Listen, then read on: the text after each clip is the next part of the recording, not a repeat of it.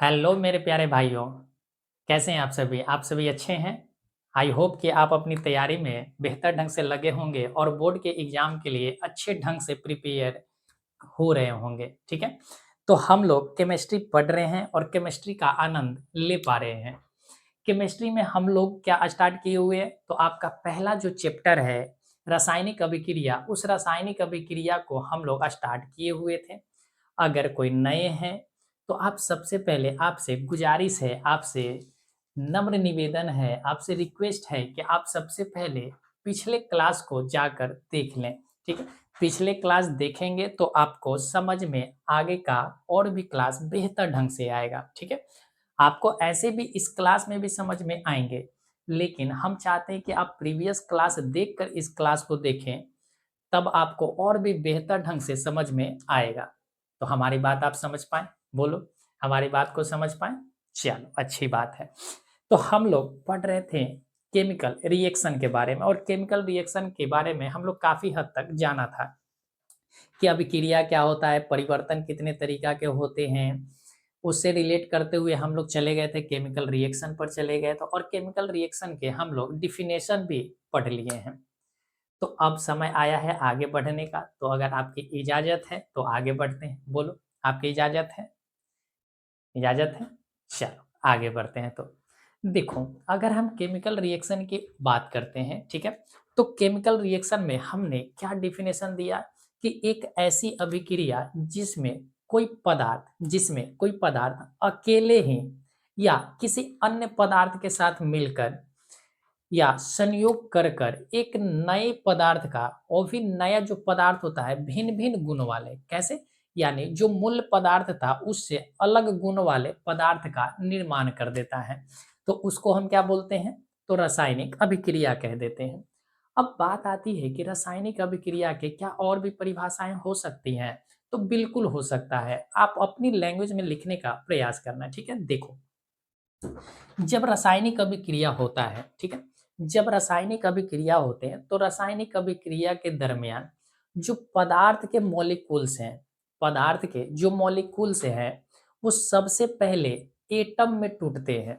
सबसे पहले क्या होता है? एटम्स में टूटते हैं।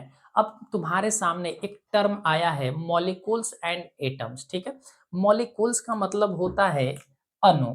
मॉलिक्यूल्स का मतलब क्या होता है? अणु, ठीक है? और एटम्स का मतलब होता है परमाणु। एटम्स का मतलब होता है परमाणु।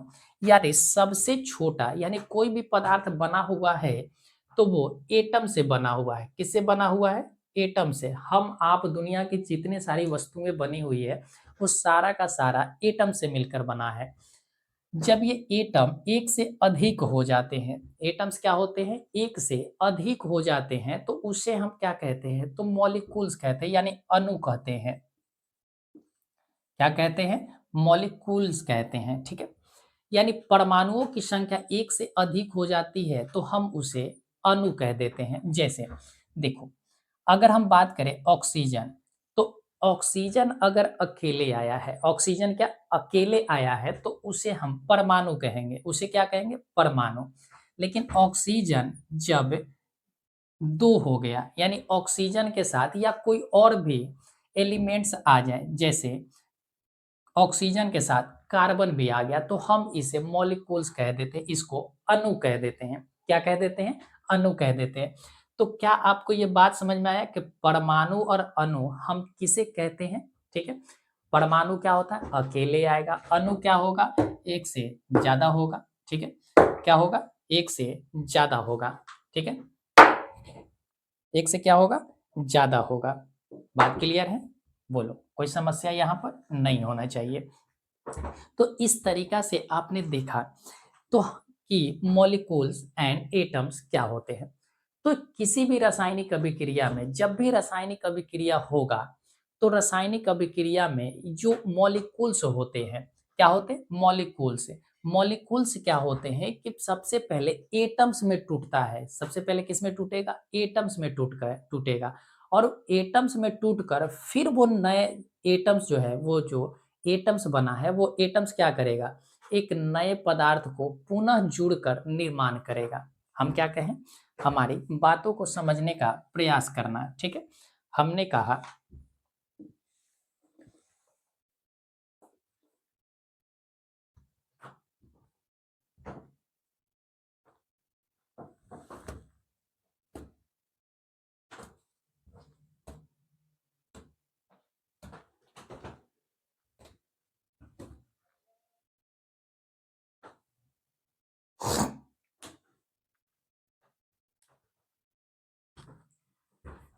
Good morning everyone.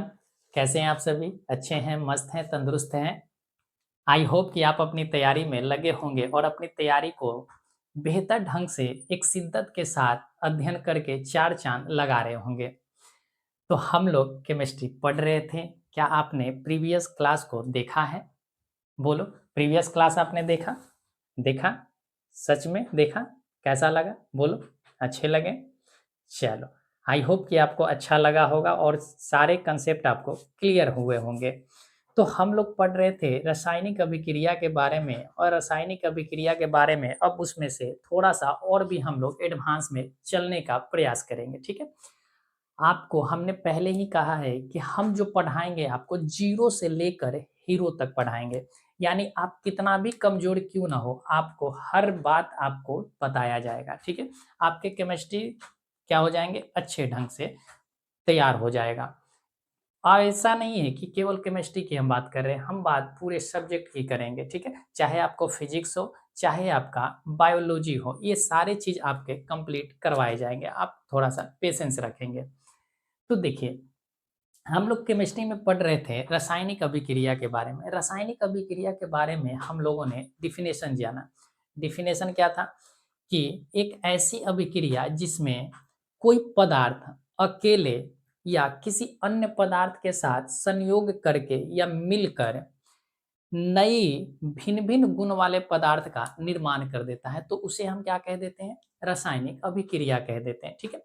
तो यहाँ हमें कुछ और भी पॉइंट क्लियर करने हैं जो आप बेहतर ढंग से समझने का कोशिश कीजिएगा, ठीक है? देखो, जब रासायनिक अभिक्रिया होता है, तो रासायनिक अभिक्रिया में भाग 2 चीज़ लेते हैं, ठीक है? रासायनिक अभिक्रिया कैसे होगा? या तो रासायनिक अभिक्रिया जो पदार्थ होगा, वो पदार्थ क्या हो सकता है? जो पदार्थ होगा, वो पदार्थ आपके या तो अणु से बना होगा, ठीक है? पदार्थ जो होगा, वो पदार्थ या तो अणु से मिलकर बना होगा, ठीक है? या हम कह सकते हैं कि परमाणु होगा, ठीक है? क्या होगा? या तो वो पदार्थ केवल अणु होंगे या केवल परमाणु होगा। इसका कहने का हमारा अर्थ क्या है? देखो, अब तुम्हारे सामने आया है एक टर्म अणु और एक टर्म आया है परमाणु, यानी एटम्स एंड मॉलिक्यूल्स। अब एटम्स एंड मॉलिक्यूल्स जो होते हैं, हम कहते किसको हैं? देखो, अगर कोई भी तत्व को आप जब ब्रेक करोगे, तोड़ते जाओगे, तोड़ते जाओगे, तोड़ते जाओगे, उसको माइक्रोस्कोप से भी तोड़ो, यानी सूक्ष्मदर्शी से तोड़ोगे, तो उसका जो अंतिम जो कण निकल कर आएगा, उसको हम बोलते हैं परमाणु। क्या बोलते हैं? परमाणु। यानी कि परमाणु जो होता है, वो सबसे छोटी कण होती है। क्या होती है? सबसे छोटा कण होता है। तो परमाणु वो अकेले ही आएगा। जैसे ऑक्सीजन हमने लिया, क्या लिया? ऑक्सीजन। तो ऑक्सीजन का जो हमने ओ लिया है, वो क्या है? तो कहोगे कि ये परमाणु है।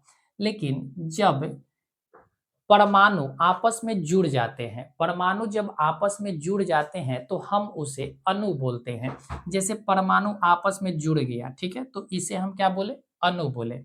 हाइड्रोजन जब अकेले है, हाइड्रोजन क्या है? अकेले है, तो इसको हम परमाणु कहेंगे। लेकिन जब हाइड्रोजन 2 आ जाएगा, 2 हाइड्रोजन आपस में साथ रहेंगे, तो उसे हम क्या बोलेंगे? अणु बोलेंगे, यानी मॉलिक्यूल्स बोलेंगे। इसी तरीका से अगर हम और भी बात करें, तो जैसे आप कहोगे कि कार्बन है, तो कार्बन अकेले आया है तो परमाणु है, लेकिन कार्बन के साथ अगर हम ऑक्सीजन को भी ले लें, कार्बन के साथ हम किसको ले लें? ऑक्सीजन को अगर ले लें, तो ये क्या बन जाएगा? तो हमारा मॉलिक्यूल्स बन जाएगा, यानी अणु बन जाएगा। ये बात क्लियर हुआ?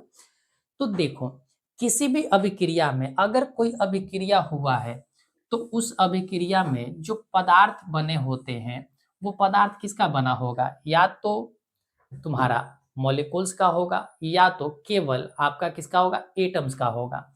अगर मॉलिक्यूल्स का बना हुआ है, अगर अणु का बना हुआ है, तो सबसे पहले ये अणु जो होंगे, रासायनिक अभिक्रिया में जो अणु भाग लिया है, ये अणु यानी पदार्थ का जो मॉलिक्यूल्स है, वो सबसे पहले क्या होगा? टूटेगा। सबसे पहले क्या होगा? टूटेगा। हम क्या लिखें? सबसे पहले टूटेगा। टूटकर सबसे पहले परमाणु बनेगा। क्या बनेगा? परमाणु बनेगा।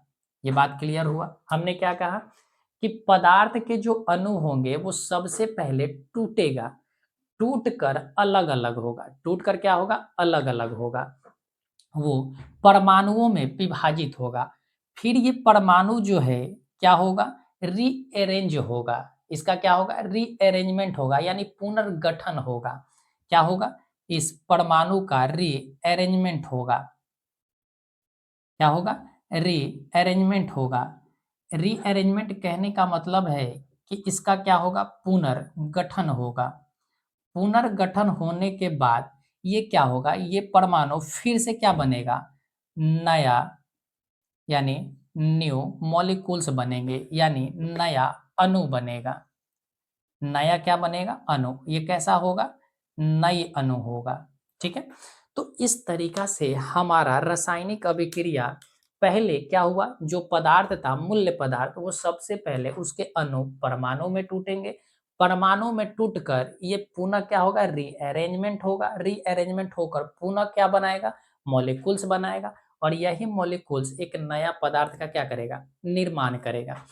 तो यहाँ से हम कह सकते हैं कि एक और परिभाषा निकल कर आया कि एक ऐसी अभिक्रिया जिसमें कोई पदार्थ के मॉलिक्यूल्स या अणु, हमने क्या कहा कि एक ऐसी अभिक्रिया जिसमें पदार्थ के अणु सबसे पहले परमाणु में टूटेंगे, परमाणु में टूटकर पुनः उनका पुनर्गठन होगा और नए अणु का निर्माण होगा और ऐसी अभिक्रिया हमारा क्या कहलाएगा? तो रासायनिक अभिक्रिया कहलाएगा। बोलो, ये बात क्लियर हुआ या नहीं? बात क्लियर है? चल, अब एग्जाम्पल से समझते हैं। एग्जाम्पल से क्या समझते हैं? देखो, एग्जाम्पल की अगर हम बात करें तो देखो, जैसे हमने लिखा कि कैल्शियम कार्बोनेट, कैल्शियम कार्बोनेट, ये क्या है हमारा? कैल्शियम कार्बोनेट है। कैल्शियम कार्बोनेट की अगर हम बात करें तो कैल्शियम कार्बोनेट को हमने तोड़ा। कैल्शियम कार्बोनेट को हमने क्या किया? तोड़ा। जैसे ही हमने तोड़ा तो ये बना calcium oxide plus CO2 carbon dioxide. Calcium oxide, इसका नाम क्या है? Calcium oxide. Calcium oxide. ठीक है? तो यहां पर आपने देखा कि ये हमारा क्या था? पदार्थ था। ये हमारा क्या था? पदार्थ है। हम पूरा लिख रहे हैं। ये हमारा क्या है? तो आप कहोगे कि ये जो है पदार्थ है। ठीक है? ये क्या है? पदार्थ। यही पदार्थ जो है हमारा क्या कहलाया? अणु कहलाया। हमारा क्या कहलाया? अणु कहलाया। अब यहाँ पर देखो, इस पदार्थ में कितने एटम्स मौजूद हैं? हमें एटम्स गिनो। परमाणु की अगर हम बात करें तो परमाणु कौन-कौन सा है? तुम कहोगे कि एक कैल्शियम है, दूसरा कार्बन है और एक तुम्हारा ऑक्सीजन है। ठीक है? कैल्शियम एक क्या है? कैल्शियम है, एक क्या है? कार्बन है और एक क्या है आपका? ऑक्सीजन है। ये 3 परमाणु मिलकर क्या बना है? एक पदार्थ का निर्माण किया है। अब इस तरीका से सबसे पहले ये कैल्शियम कार्बोनेट जो है टूटा है। जब हम इसको अभिक्रिया करवाएँ, रिएक्शन करवाएँ, तो ये कैल्शियम अलग हुआ होगा, कार्बन अलग हुआ होगा और ऑक्सीजन अलग हुए होंगे। और इस तरीका से क्या हुआ है कि ऑक्सीजन के 3 मॉलिक्यूल्स हैं। ऑक्सीजन के 3 परमाणु हैं। कितने परमाणु हैं? 3 परमाणु है। तो सबसे पहले कैल्शियम और ऑक्सीजन के एक परमाणु मिलकर नया अणु का निर्माण किया। क्या किया? नए अणु का निर्माण किया। तो यहाँ देखो, कैल्शियम और ऑक्सीजन पुनर्संगठित हुआ। पुनर्क्या हुआ? संगठित हुआ। फिर कार्बन और 2 ऑक्सीजन पुनर्संगठित हुआ और बनाया क्या? कार्बन डाइऑक्साइड बनाया। तो इस तरीका से हमारा क्या हुआ? एक नया पदार्थ का निर्माण हुआ। एक क्या हुआ? नए पदार्थ का निर्माण हुआ। तो यहाँ 2 नए पदार्थ का निर्माण क्या हुआ? एक कैल्शियम ऑक्साइड का और एक आपका कार्बन डाइऑक्साइड का निर्माण हुआ। तो इस तरीका से हमारा क्या होता है, रासायनिक अभिक्रिया होता है। तो आप अब बेहतर ढंग से समझ गए होंगे कि रासायनिक अभिक्रिया में क्या होता है। तो सबसे पहले अणु क्या होते हैं, परमाणु में टूटते हैं। फिर वो परमाणु क्या होता है, रीअरेंजमेंट होता है परमाणुओं का, यानी कि पुनः क्या होते हैं, संगठित होते हैं और एक नए पदार्थ का क्या कर देते हैं, निर्माण कर देते हैं। और यही अभिक्रिया हमारा क्या कहलाता है, तो रासायनिक अभिक्रिया कहलाता है। बोलो कोई दिक्कत इसमें नहीं है। चल, तो आई होप कि ये बातें आपको समझ में आए होंगे।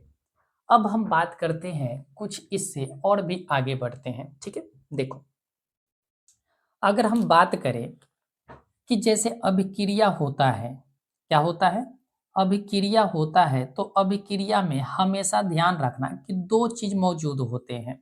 कितने चीज मौजूद होते हैं, तो दो चीज मौजूद होते हैं। पहला क्या होता है, पहला होता है अभिकारक। पहला क्या मौजूद होता है, अभिकारक। और दूसरा मौजूद होता है प्रतिफल। क्या होता है, प्रतिफल। एक होता है अभिकारक और एक होता है प्रतिफल। यानी जब भी अभिक्रिया होगा उसमें अभिकारक और प्रतिफल मौजूद होंगे ही होंगे। इनके बिना कोई भी अभिक्रिया संभव नहीं है। अब अभिकारक का मतलब क्या है, तो हम इसको बोलते हैं रिएक्टेंट बोलते हैं। क्या बोलते हैं, रिएक्टेंट बोलते हैं। और प्रतिफल को हम लोग प्रोडक्ट बोलते हैं। क्या बोलते हैं, प्रोडक्ट। यानी कि जब भी अभिक्रिया होगा उसमें दो चीज मौजूद होंगे, एक होगा अभिकारक और एक होगा प्रतिफल। अब अभिकारक की संख्या एक से अधिक भी हो सकता है, प्रतिफल की भी संख्या एक से अधिक हो सकते हैं। तो हमेशा ध्यान रखना कि अभिक्रिया जब भी होगा उसमें अभिकारक होगा और प्रतिफल होगा, ठीक है। अभिकारक अभिक्रिया में भाग लेता है, प्रतिफल हमेशा हमें रिजल्ट के रूप में मिलते हैं। यानी प्रतिफल जो होता है वो एक तरह का आपका क्या है, तो कहोगे कि रिजल्ट है। वो क्या है, रिजल्ट है। आप क्या कर रहे हो, पढ़ाई कर रहे हो, बोर्ड के एग्जाम के लिए तैयारी कर रहे हो। बोर्ड के एग्जाम के लिए तैयारी कर रहे हो, तो क्या तुम्हें तैयारी जो कर रहे हो वो एक तरह का तुम्हारा रिएक्टेंट है, एक तरह का क्या है, रिएक्टेंट है। और जो तुम्हारा अंत में परिणाम आएगा, जो तुम्हारा रिजल्ट आएगा, वो तुम्हारा क्या कहलाएगा, प्रतिफल कहलाएगा। क्या कहलाएगा, प्रतिफल कहलाएगा। बात क्लियर हुआ। चल, अब समझते हैं इसको किसके माध्यम से, एग्जाम्पल के माध्यम से। देखो, यहाँ कैल्शियम कार्बोनेट तुम्हें दिख रहे हैं, क्या दिख रहे हैं, कैल्शियम कार्बोनेट। और वहां तुम्हें दिख रहा है कैल्शियम ऑक्साइड और कार्बन डाइऑक्साइड। तो यहाँ जो तुम देख पा रहे हो ये तुम्हारा अभिकारक है। ये तुम्हारा क्या है, अभिकारक है। क्या है, अभिकारक। और यहाँ जो तुम देख पा रहे हो ये तुम्हारा क्या है, तो तुम कहोगे कि प्रतिफल है। क्या है, प्रतिफल है। क्या तुम्हें पल्ले पड़ रहे हैं, बोलो, क्या तुम्हें पल्ले पड़ रहा, चल अच्छी बात है। तो हमने कहा कि अभिकारक जो है वो क्या है, कैल्शियम कार्बोनेट है। और प्रतिफल हमारा क्या है, तो कैल्शियम ऑक्साइड और साथ ही साथ कार्बन डाइऑक्साइड है। तो यहाँ प्रतिफल की जो संख्या है वो दो है। प्रतिफलों की संख्या कितनी, दो है। तो यहाँ तुम्हें पता चल गए कि अभिक्रिया में क्या क्या मौजूद होंगे। तो एक अभिकारक होगा और एक क्या होगा, प्रतिफल। इसके बिना अभिक्रिया अधूरा होता है, ठीक है। बोलो कोई दिक्कत इसमें नहीं है। चल, अब इसी तरीका से और भी हम एग्जांपल ले लेते हैं। देखो,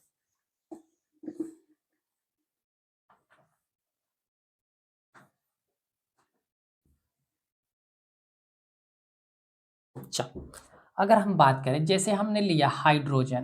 क्या लिया, हाइड्रोजन। और हमने हाइड्रोजन के साथ क्लोरीन को मिला दिया। किसको मिला दिया, क्लोरीन को। तो जैसे ही हमने इन दोनों को आपस में मिलाया, इन दोनों को आपस में मिलाया, तो यहाँ मिलने पर हमारा क्या बन गया, 2HCl बन गया। 2HCl बन गया। इसका नाम क्या है, तो इसका नाम है हाइड्रोक्लोरिक अम्ल। हाइड्रोक्लोरिक अम्ल, इसका नाम क्या है, हाइड्रोक्लोरिक अम्ल। ये क्या है, हमारा हाइड्रोजन है। ये क्या है, हाइड्रोजन है। और आगे हम बात करें तो ये हमारा क्या है, क्लोरीन है। क्या है? क्लोरीन है। हाइड्रोजन है और क्लोरीन है। अब यहाँ पर ध्यान से अगर हम देखें तो ध्यान से हमें देखने पर पता चलता है कि हमें यहाँ पर अभिकारक और यहाँ पर हमें क्या मिलते हैं? प्रतिफल मिलते हैं। तो ये हमारा क्या है? अभिकारक है। अभिकारक 1 है, ठीक है? और ये हमारा क्या है? ये भी अभिकारक है। तो ये हमारा क्या हुआ? अभिकारक नंबर 2 हुआ। यानी अभिकारक 1 और अभिकारक 2 और दोनों मिलकर हमारा क्या बनाया? प्रतिफल बनाया। क्या बनाया? प्रतिफल। तो वहां पर इसके पहले वाले एग्जाम्पल में तुमने देखा कि एक अभिकारक था, 2 प्रतिफल मिल रहे थे और यहाँ तुमने देखा कि 2 अभिकारक है और 1 प्रतिफल मिल रहा है। तो इससे हमें इस एग्जाम्पल से क्या तुम्हें बात क्लियर हुआ कि अभिकारक की संख्या कितना भी हो सकता है और प्रतिफल की भी संख्या कितना भी हो सकता है, इसमें डजेंट मैटर, यानी कोई भी बात नहीं है। बोलो, बात क्लियर है? बोलो, बात क्लियर है? चल, तो आगे बढ़ते हैं। अब यहाँ पर देखो, हम कुछ और भी पॉइंट बता रहे हैं, उसको ध्यान रखना। अभिकारक जो होगा, अभिकारक वो हमेशा लेफ्ट साइड होते हैं। कौन से साइड होते हैं? लेफ्ट साइड होता है। यानी जब भी हम अभिकारक को लिखेंगे वो हमेशा लेफ्ट साइड होगा। कौन से साइड होगा? लेफ्ट साइड होगा।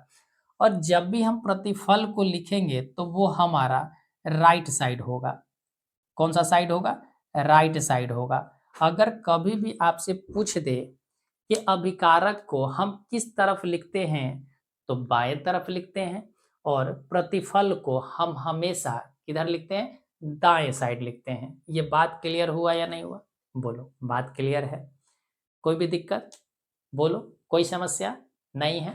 समस्या है तो पूछो, आगे बढ़े। चल, आगे बढ़ते हैं। अब हम बात करते हैं कि इस अभिक्रिया के दरमियान हमें क्या क्या मिल सकता है। ठीक है, क्या हम इसे रफ कर दे? बोलो, रफ कर दे? इजाजत है? चल,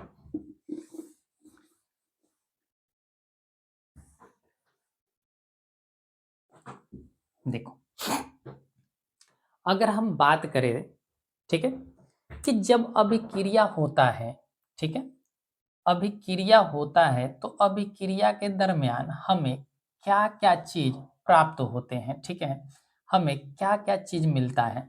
तो सबसे पहला पॉइंट करें तो हमें गैस का निर्माण होता हुआ दिख जाता है। गैस का क्या होता है? निर्माण होता है। अब कहोगे कि सर ऐसा क्या है जो गैस का निर्माण होता है?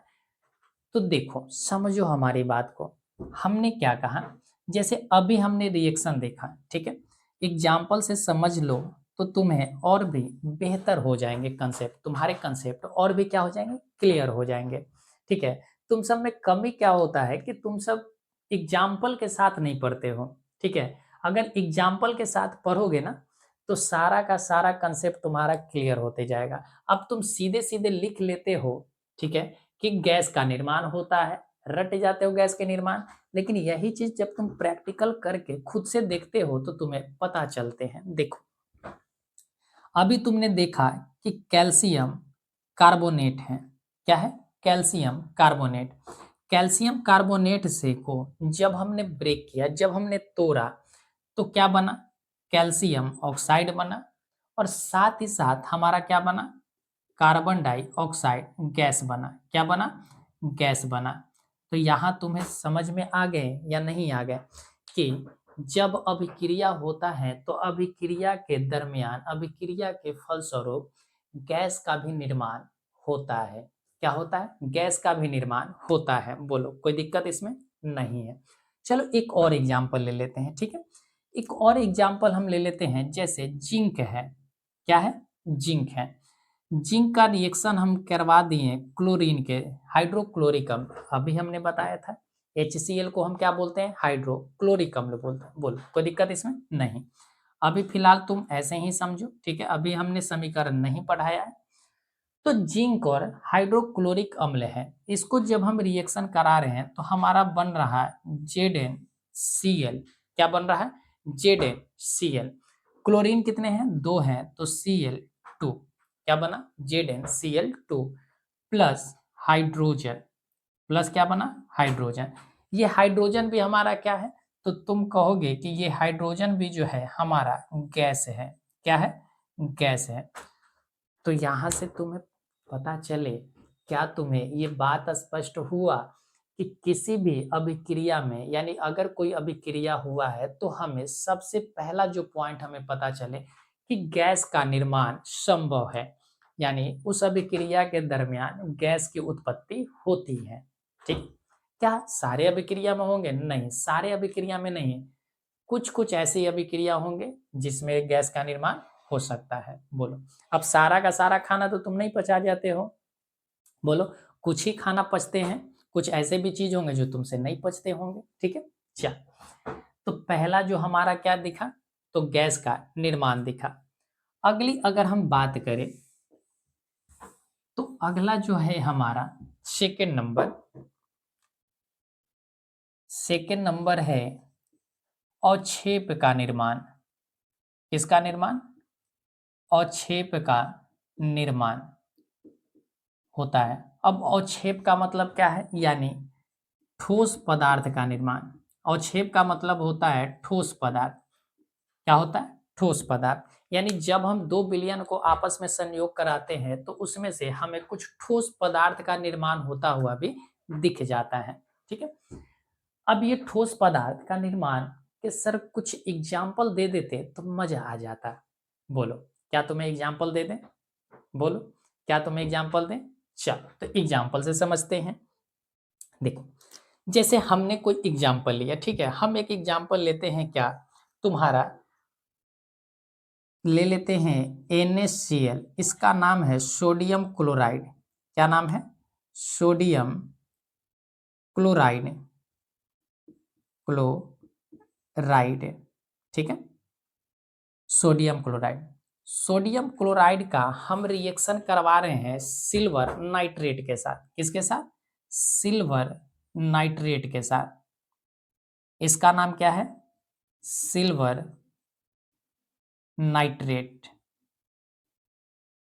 जब हमने सिल्वर नाइट्रेट के साथ इसको रिएक्शन कराया, क्या करवाया, सिल्वर नाइट्रेट के साथ जब हम रिएक्शन कराए तो यहां से हमारा बना क्या, तो यहां से हमारा बना पहला NaNO3, यानी सोडियम नाइट्रेट बना। क्या बना, सोडियम नाइट्रेट, सोडियम नाइट्रेट बना।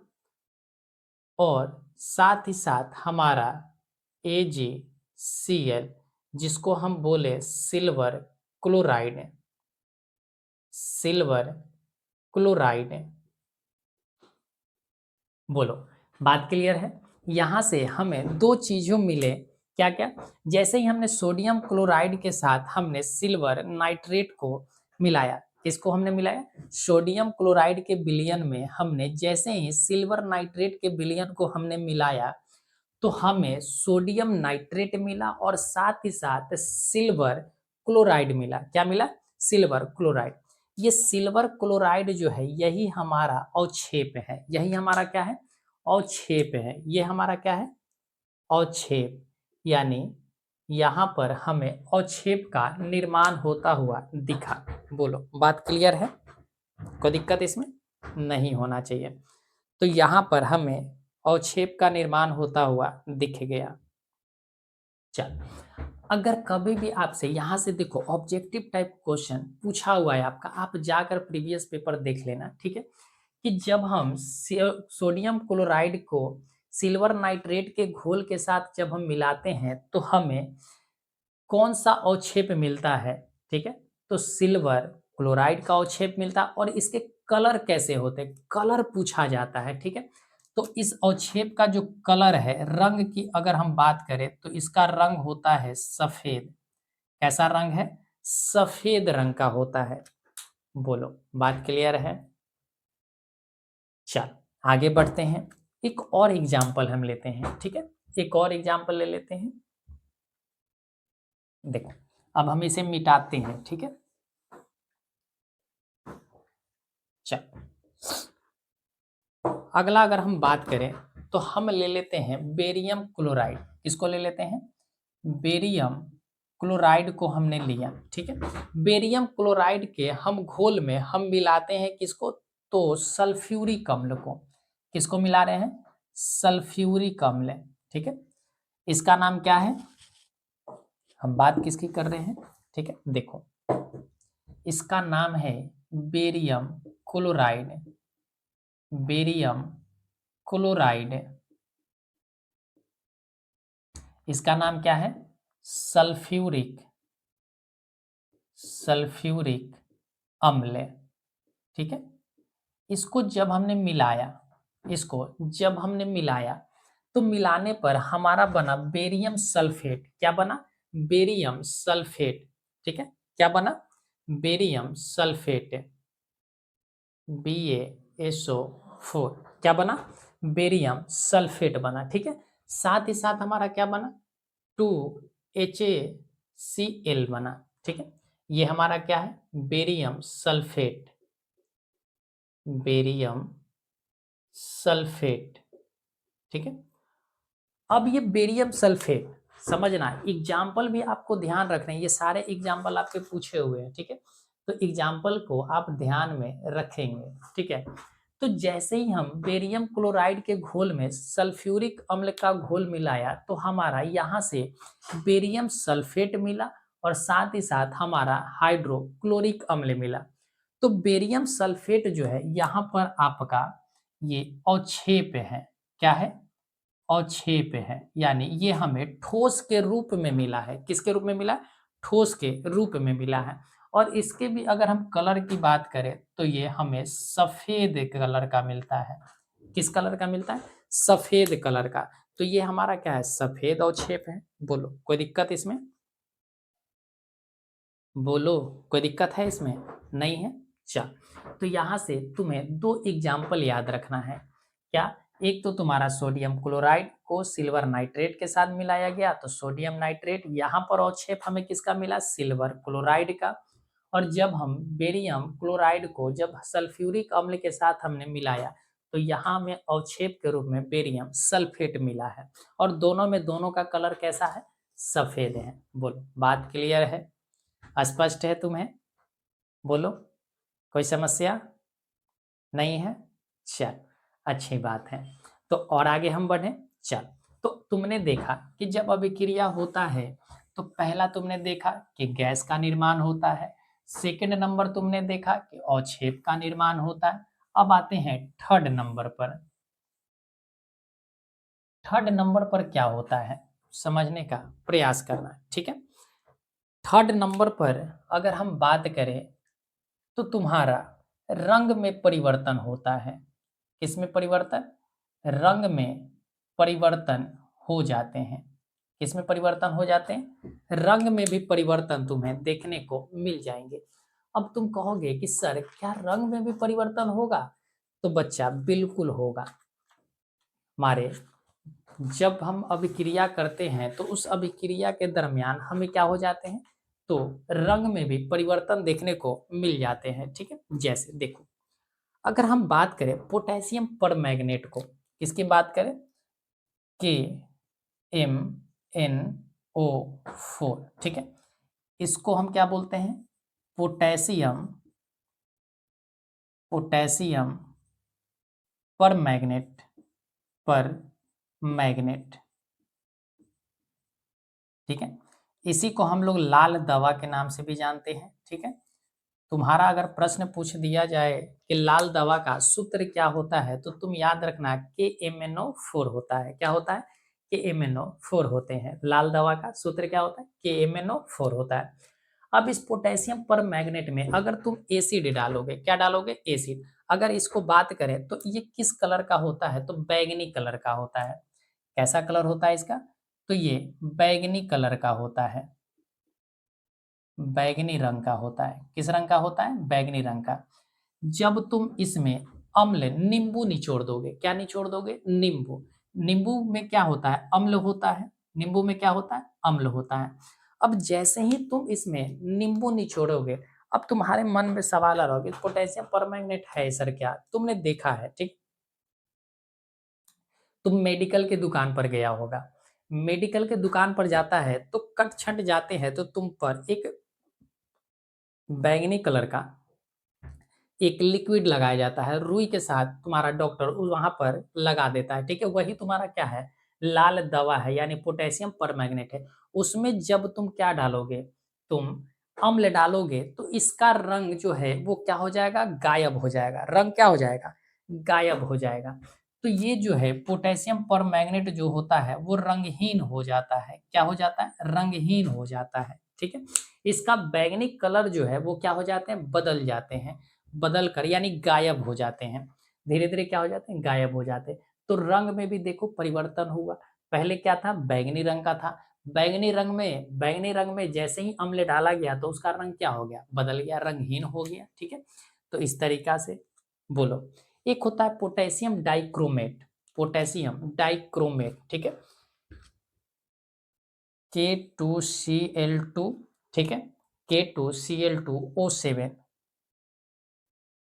O7, इसको हम क्या बोलते हैं, potassium, potassium dichromate, dichromate. Potassium dichromate में अगर तुम क्या डालते हो, कोई अम्ल डालते हो, क्या डालते हो, अम्ल डालते हो, तो इसमें भी अम्ल डालने पर इसका भी कलर क्या हो जाएगा, बदल जाएगा। कलर क्या हो जाएगा, बदल जाएगा। बोलो कोई दिक्कत है इसमें, इसका भी कलर क्या हो जाएगा, बदल जाएगा। या इसमें सल्फर डाइऑक्साइड गैस प्रवाहित करोगे तो इसके भी रंग क्या हो जाएंगे, बदल जाएंगे। रंग क्या हो जाएंगे, बदल जाएंगे। बोलो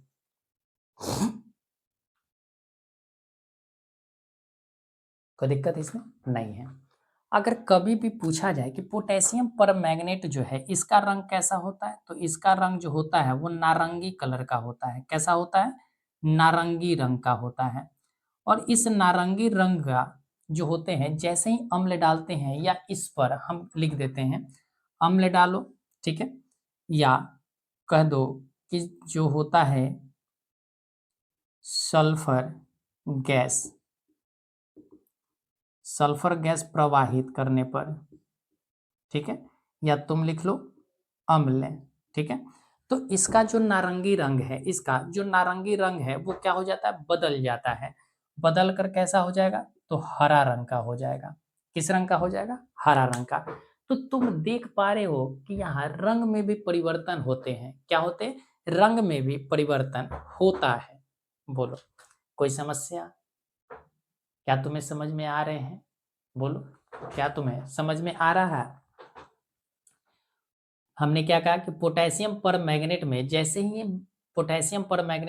ही अम्ल डाले तो पोटेशियम परमैंगनेट का जो कलर था वो बैंगनी था, और वो अम्ल डालने पर उसका कलर क्या हो गया, रंगहीन हो गया।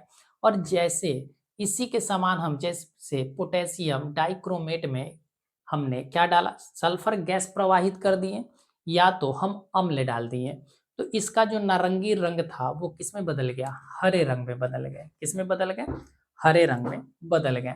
तो इस तरीका से तुमने देखा कि रंग में भी परिवर्तन होते हैं, ठीक है? चल अब आगे बढ़ते हैं। इस बात को ध्यान रखना, अगर तुमसे पूछा जाए कि पोटेशियम परमैंगनेट का कलर कैसा होता है, तो बैंगनी रंग का होता है। अगर पूछा जाए कि पोटेशियम डाइक्रोमेट का रंग कैसा होता है, नारंगी रंग का होता है। नारंगी रंग इसका गायब किसके वजह से होता है, तो सल्फर गैस प्रवाहित करने पर, या तो तुम कह सकते हो यहाँ सल्फर गैस की जगह पर आप सुधार लेना, इसको सल्फर डाइऑक्साइड करना है, ठीक है? सल्फर डाइऑक्साइड, ठीक है? सल्फर डाइऑक्साइड गैस, ठीक है? जब प्रवाहित करते हैं तो क्या होता है, हरा रंग का हो जाता है। तो आगे अब हम बढ़ते हैं। देखो अगला जो अभिक्रिया के दरमियान हमें देखने को मिलता है तो ताप में परिवर्तन। चौथे नंबर पर हमें दिख जाता है ताप में परिवर्तन। अब कहोगे कि सर ताप में भी परिवर्तन होता है, तो बिल्कुल ताप में भी परिवर्तन हमें देखने को मिलते हैं। जैसे अब समझने का प्रयास करना। देखो तुमने कैल्शियम ऑक्साइड देखा होगा। अब कहोगे कि सर कैल्शियम ऑक्साइड होता क्या है, अभी तुम्हें बताए थे। इसका नाम क्या है, कैल्शियम ऑक्साइड है, कैल्शियम ऑक्साइड है, ठीक है। कैल्शियम ऑक्साइड को हम लोग क्विक लाइम के भी नाम से जानते हैं। किस नाम से जानते हैं? क्विक लाइम के भी नाम से जानते हैं, या इसी को हम लोग कह देते हैं बिना बूझा हुआ चूना, बिना बूझा हुआ चूना, ठीक है। इसको हम क्या बोल देते हैं? बिना बूझा हुआ चूना भी कह देते हैं। जब ये कैल्शियम ऑक्साइड में आपने देखा होगा कि घर की पुताई करने के लिए, क्या करने के लिए? घर के पुताई करने के लिए आप मार्केट से चूना खरीद के लाते थे, ठीक। अब तो खैर नहीं है, अब तो पेंट का ज़माना आ गया, लेकिन आज से अगर 5 साल पहले की बात करे किया जाए, तो दीपावली के समय में क्या होते थे कि सबके घर की रंगाई होती थी, पुताई होती थी। उसमें चूना लाए जाते थे, मार्केट से क्या खरीद के लाया जाता था? चूना। वो चूना क्या होता था? यही कैल्शियम ऑक्साइड होता था, और यही कैल्शियम ऑक्साइड को हम क्या बोलते हैं? बिना बुझा हुआ चूना या क्विक लाइम के नाम से जानते हैं। अब जैसे ही इसको पानी में डालते हैं, किसमें डालते हैं? पानी में। यानी जैसे ही इसमें पानी आप डालते हैं, यानी पानी कहने का मतलब H2O आप जैसे ही डालते हैं, तो इसमें से हीट उत्पन्न होता है। क्या उत्पन्न होता है? हीट उत्पन्न होता है। इसमें से क्या निकलता है? हीट। जैसे इसका निर्माण क्या हो जाएगा? तो कहोगे कैल्शियम हाइड्रा ऑक्साइड बन जाएगा। क्या बन जाएगा? कैल्शियम हाइड्रा ऑक्साइड का निर्माण हो जाता है, ठीक है। अब ये कैल्शियम हाइड्रा ऑक्साइड का जो निर्माण होता है, ठीक है, तो कैल्शियम हाइड्रा ऑक्साइड देखो, ऑक्सीजन दो गो है, हाइड्रोजन भी दो गो है, ठीक है। किसके साथ रिएक्शन किया? कैल्शियम ऑक्साइड जो है पानी के साथ रिएक्शन किया, तो ये कैल्शियम ऑक्साइड बन गया। अब ये कैल्शियम ऑक्साइड, नाम लिख दें? बोलो। चल लिख देते हैं, ताकि धीरे धीरे तुम्हें हर चीज याद होता रहे। इसको हमने कहा calcium oxide, calcium hydra oxide. क्या बोले? Hydra oxide. और जैसे ही हमने कैल्शियम हाइड्रा ऑक्साइड बना, ठीक है, तो इसके साथ क्या हुआ? हीट निकलता है। क्या निकलता है? हीट निकलता है। यहाँ हीट भी यानी उष्मा भी निकलते हैं। उष्मा क्या होता है? निकलता है। आपने देखा होगा कि जैसे ही चूना डालते हो पानी में, तो चूना खौलने लगता है, पानी क्या होने लगता है? खौलने लगता है। तो वहाँ क्या हो रहा है? उष्मा निकल रहा है। बोलो, बात क्लियर है? अच्छा, कुछ ऐसे भी अभिक्रिया होते हैं जिसमें आप क्या करते हो कि उष्मा को सोख लिया जाता है। उष्मा को क्या किया जाता है? सोख लिया जाता है। जैसे अगर हम एग्जाम्पल कहें, तो जैसे गर्मी के मौसम में हीट ज़्यादा होता है, ठीक है? तो प्रकाश संश्लेषण जो होते हैं, पौधे के द्वारा जो प्रकाश संश्लेषण करवाया जाता है, उसमें क्या होता है कि ऊष्मा को सोखे जाते हैं। ऊष्मा को क्या किया जाता है? सोखा जाता है, और ऊष्मा सोख कर पौधे क्या होते हैं? ठंडक महसूस करते हैं। तो ताप में परिवर्तन आपने देखा कि ताप में परिवर्तन दो तरीका से हो सकते हैं, या तो ऊष्मा निकलेगा, या तो ऊष्मा सोखे जाएंगे। ऊष्मा क्या होगा? या तो सोखा जाएगा, या तो ऊष्मा बाहर निकलेगा, ठीक है। तो इस बात को ध्यान रखना, कोई दिक्कत इसमें नहीं है। और भी अगर हम बात करें, तो तुम समझने का प्रयास करो, ठीक है, कि ताप में परिवर्तन जो होते हैं वो दो तरीका के होते हैं। कितने तरीका के? दो तरीका का। इस एक को बोलते हैं उष्मा शोषी बोलते हैं। क्या बोलते हैं? उष्मा शोषी। और एक को बोलते हैं उष्मा छेपी। उष्मा छेपी। क्या होता है? उष्मा शोषी, और एक होता है उष्मा छेपी, ठीक है। तो यहाँ पर दो तरीका के ताप में परिवर्तन देखने को मिलते हैं अभिक्रिया के दरमियान। उष्मा शोषी क्या होता है कि इसमें उष्मा को सोख लिया जाता है, उष्मा सोख लिए जाते हैं, या उष्मा को कम किया जाता है। उष्मा क्या होता है? कम होता है या सोख लिया जाता है। तो हम क्या कहते हैं? उष्मा शोषी है। और अगर उष्मा बाहर निकल रहा है, उष्मा क्या हो रहा है? उष्मा ज्यादा हो रहा है, या कह सकते हैं कि उष्मा बाहर निकल रहा हो, ठीक है। तो उष्मा क्या हो रहा है? अगर बाहर निकल रहा हो तो उसको हम क्या बोलते हैं? उष्मा छेपी। यानी उष्मा का निर्माण उष्मा छेपी कहला, उष्मा का सोख लेना उष्मा शोषी कहलाया। बोलो, बात क्लियर हुई या नहीं हुई? बात क्लियर है? तो यहाँ से हमारे कितने 4 पॉइंट हमारे क्लियर हो गए। पहला पॉइंट क्या था कि गैस का निर्माण होता है अभिक्रिया के दौरान, सेकंड था कि अवक्षेप का निर्माण होता है, थर्ड था हमारा कि रंग में परिवर्तन होता है, और फोर्थ नंबर आया कि ताप में भी परिवर्तन होते हैं। कोई दिक्कत इसमें नहीं है। 5 नंबर अगर देखा जाए तो 5 नंबर में हम लोग क्या देखते हैं कि 5 नंबर में हमारा क्या होता है, तो कहोगे कि अवस्था परिवर्तित होता है। अवस्था परिवर्तन।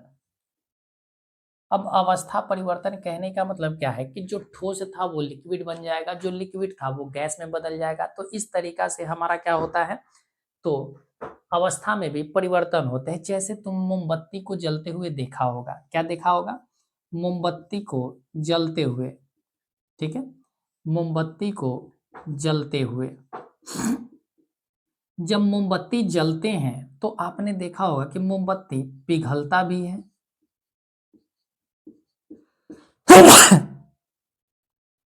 सॉरी, मोमबत्ती क्या होते हैं, पिघलते भी हैं। उसके बाद अगर हम बात करें तो इस मोमबत्ती के जलने पर आप देखते हो कि गैस भी निकलता है। क्या होता है, गैस भी उत्पन्न होते हैं। ठीक है, गैस भी क्या होता है, उत्पन्न होता है। तो देखो ये मोमबत्ती जो था ठोस अवस्था में था। किस अवस्था में था, ठोस अवस्था में। पिघल गया तो ये किस अवस्था में हो गया, तो तुम कहोगे कि पिघलने पर ये लिक्विड अवस्था में हो गया। किस अवस्था में, लिक्विड अवस्था में।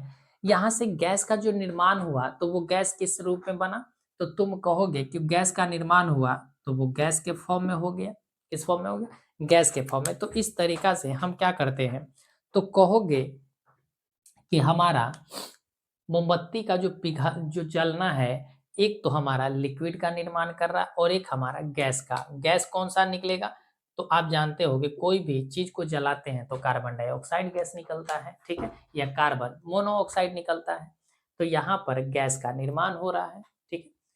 तो यहाँ पर हमें इतनी बात पता चले कि अवस्था में भी परिवर्तन देखने को मिलता है। अवस्था में भी परिवर्तन देखने को मिलते हैं। तो यहाँ से हमारे पांचों का पांचों कंसेप्ट क्लियर हो गया। अब उसको हम फाइनली लिख दे रहे हैं, आपको हमने समझा दिया।